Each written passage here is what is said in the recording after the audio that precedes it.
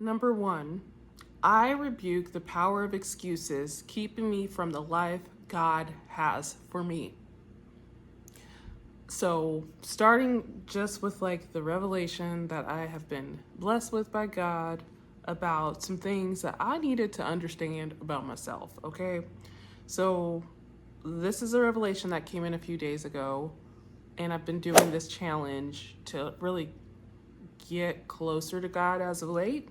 And so, here's what this means to me and what I'm going to be talking about in a moment. So, I have a little thing I'm working on as far as getting into the behaviors and healthy habits that are still really difficult for me personally right now as of today. So here's what I understand. So we just started with like what it is that is, being shared from God, but also knowing like what does this mean more specifically. So what are the excuses that are keeping me from the person God is allowing me to grow into and the life I'm supposed to grow into.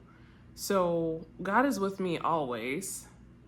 And so this is what this means. So let's get up early and start training for that 5K and dump the junk food and excuses to oversleep. That's what I've been working on.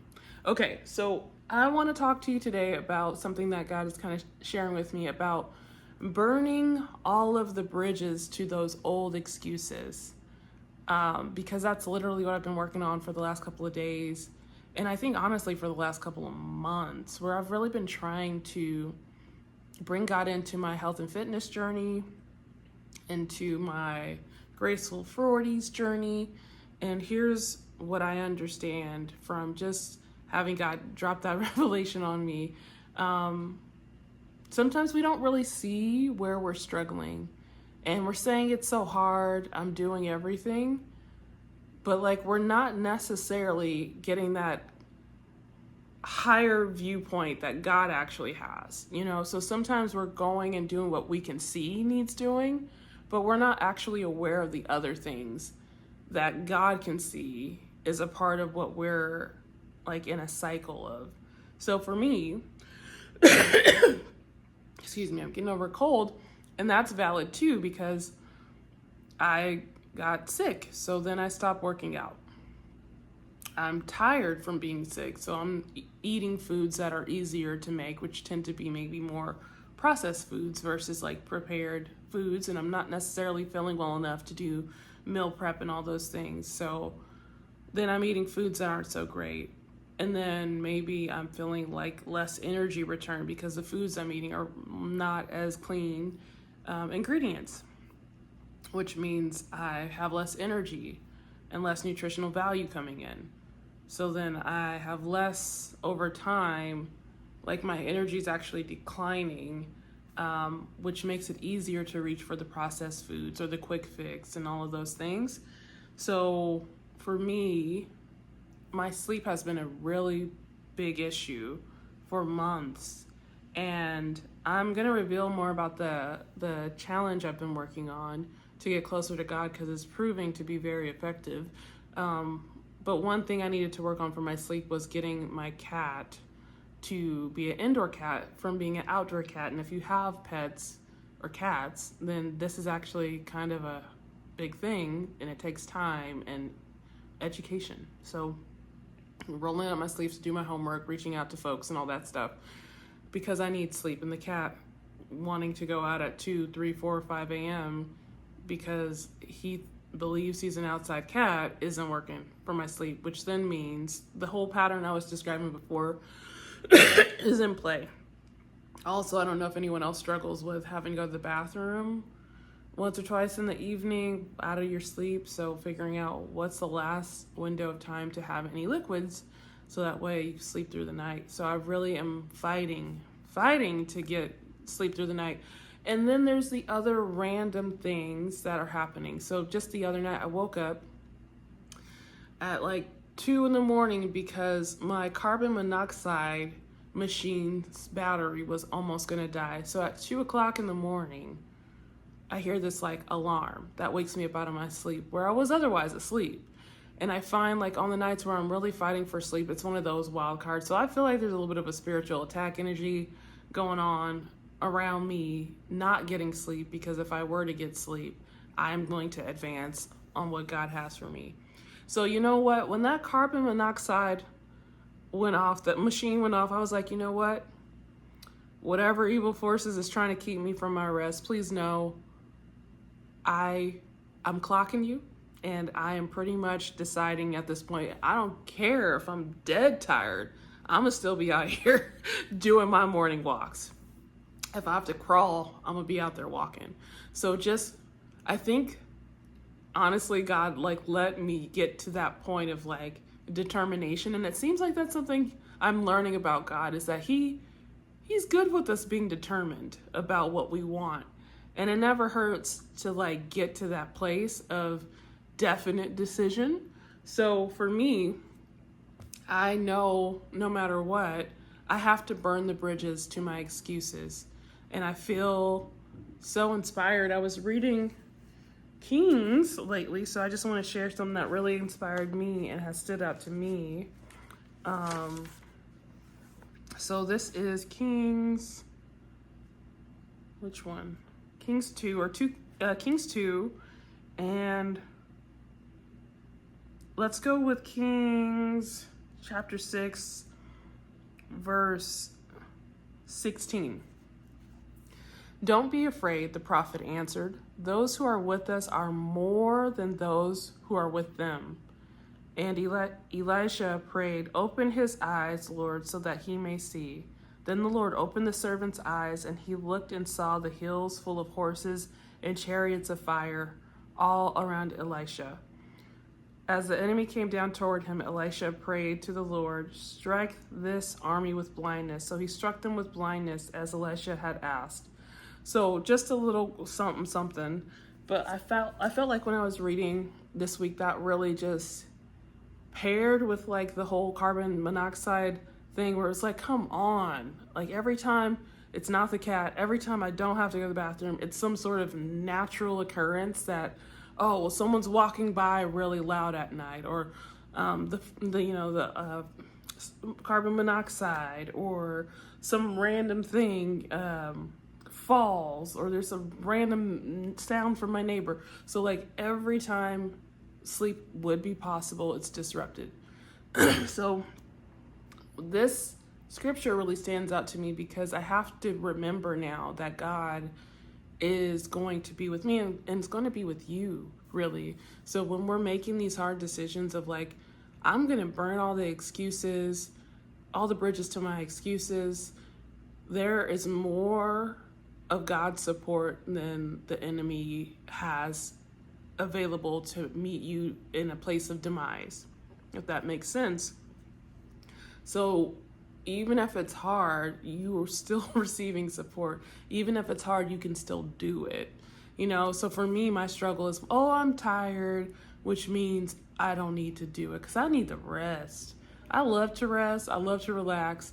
But for me, my personal work is to bypass that preference to do more within my time, because I can. And not necessarily do I have to do heavy lifting, but I can do more than I'm doing. So some folks need to learn to have a seat. Some folks need to learn to like get off of their seat. And for me, I think it's more about realizing what my specific issues are, of like, what are the excuses and what can I do about them? So I'm sharing all this in case it's helpful for you as you're working on changing habits and inviting God into your process. So my prayer's starting to look a little different, and my actions are looking a little bit different. Excuse me. So my prayer, what I generally pray when I eat is, God, please bless this meal I am about to receive. May it nourish my mind, body, and spirit for the will of the kingdom. In Jesus' name, amen. It's a very simple prayer. But also, I'll add in, please bless the hands that this meal has touched on its way to me. But something else in addition to that I've been wanting to, and have started to implement into my prayer life is, God, please bless this meal to help me meet my goals. Help me to be conscious and aware of enjoying this meal in a way that is sustainable for my goals in health and fitness to be met. So very specifically praying to God to guide me, because I'm learning like better portions, slowing down and being intentional about my meals. What is it I'm eating? How much processed food, how much fruit and vegetables is going on? What is the serving portion size? So I'm really starting to look at things more differently. But here's something else I had to do.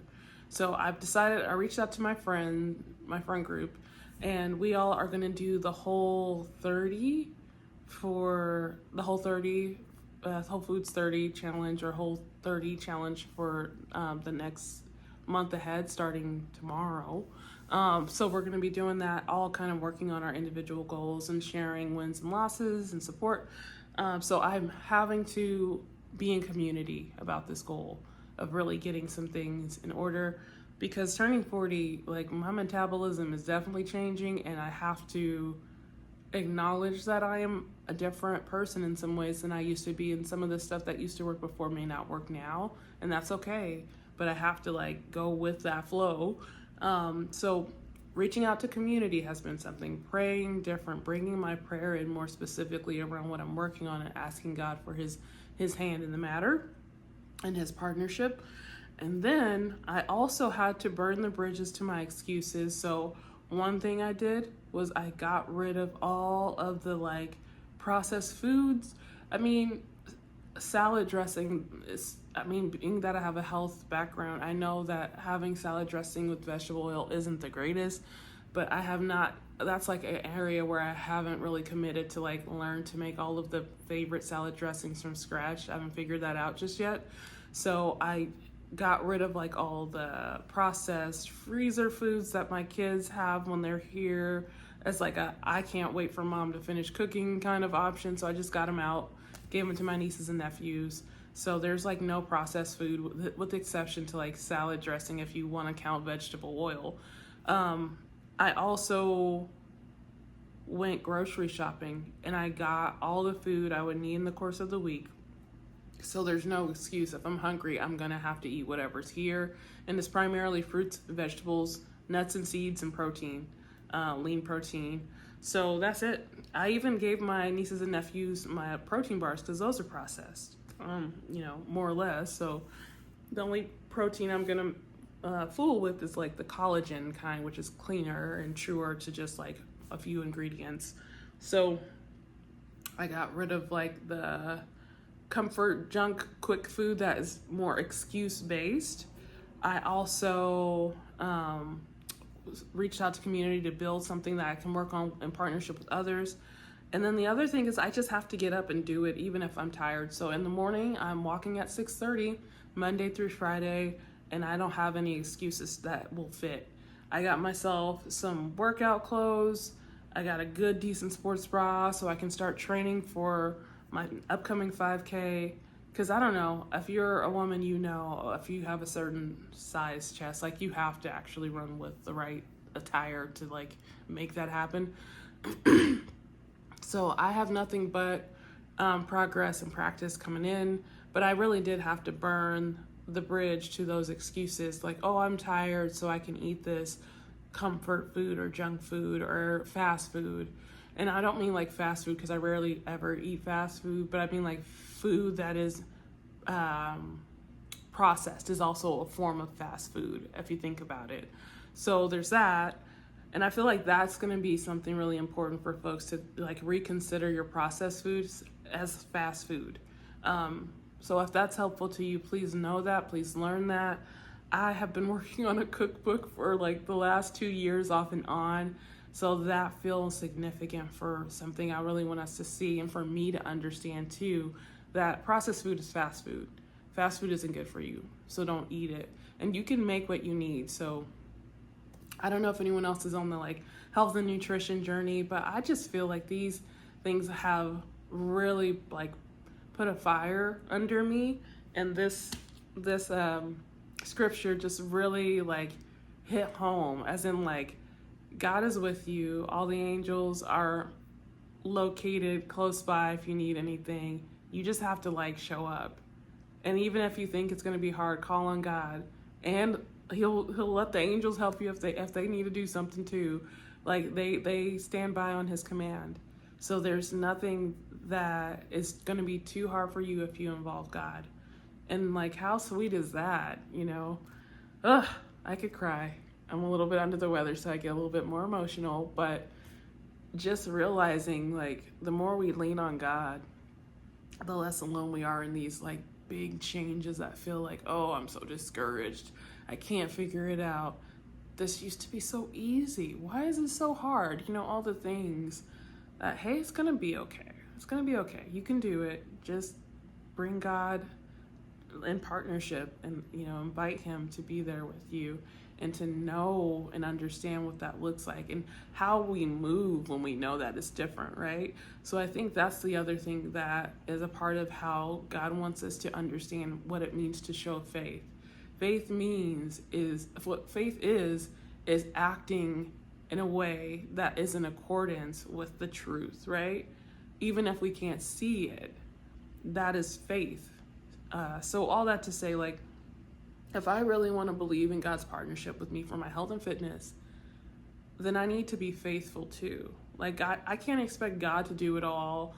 And like when I'm sick, it doesn't count anymore. Like, I need to be on it every day. And of course, I'm not going to be a 7-day-a-week person. I'm going to be a 5-day-a-week person, maybe even a 4-day sometimes if I'm sick or whatever. But I can't go to 0 and be like, God, you just do everything. What is that saying? Faith without works is dead. So like, I gotta do the works. So I just wanted to share this because I am in a season of really trying to listen to God, and he's teaching me so much, and I'm just hoping it can be a blessing to you as far as food for thought or building out your relationship with God and learning to tune your ears to him, tune your eyes to him, tune your heart to him. So that's all I have for you today, but look at for yourself, if you're, you know, on the health and wellness journey, what are the bridges that help me get to my excuses? Is it poor sleep? Is it the junk food that's easy to reach for? Is it the blaming other people for your non-progress of, oh, well, my family or friend asked me to stay up, or my partner asked me to stay up to help with this, so then that means I can't take care of myself today. You know, like, those are all bridges to excuses that aren't the truth. The truth is, we are either going to have faith in God and do the thing, or we're going to have faith in God and do the thing where it's difficult, or we're going to have no faith in God and do it alone or not actually get any progress. So I hope that this blesses you. I hope that you have a great week, and I'm looking forward to being back, hopefully less under the weather, so appreciating any prayers in that direction. And I hope that you are doing well. I hope that you're feeling inspired. I hope that you're feeling loved. So yeah, I feel called to just close this video in prayer. So dear God, please, Heavenly Father, if you'll join all of the viewers or any of the viewers who watch this and feel a little bit of a spark of your love and attention, or just a little bit of revelation coming in, any like food for thought that they've learned and felt from this that's leading back to you, God, please just show up for them even more and give them that additional confirmation, give them that peace of mind, give them that encouragement to seek you out, to know that you are with them and that you will bless them any time that they ask. But you do want them to see more into their patterns. You do want them to find those bridges to their excuses if they happen to be there. So God, please help any person who's watching this feel illumination in that way. God, please bless them. Please be with them. Please watch over them and protect them.